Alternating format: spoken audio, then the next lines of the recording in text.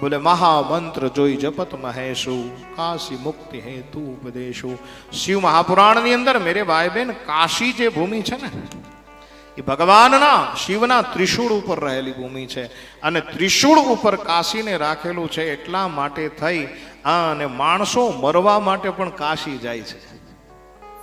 આપણે ત્યાં નિયમ છે, આપણે ત્યાં એક કહેવત છે કે સુરતનું જમણ અને કાશીનું મરણ. શું કામ? એ ભગવાનના શિવના ત્રિશૂળની ઉપર આખી આ ભૂમિ ઉભી રહેલી છે. કાશી છે એ કાશીને અમારા સાધુ સંતો અવિર્મુક્ત ક્ષેત્ર કહે છે. જે ભૂમિની અંદર મરણ થાય પછી આવાગમનના ફેરા મટી જાય છે. 84 લક્ષના ફેરા ન ખાવા પડે એવી આ ભૂમિ છે.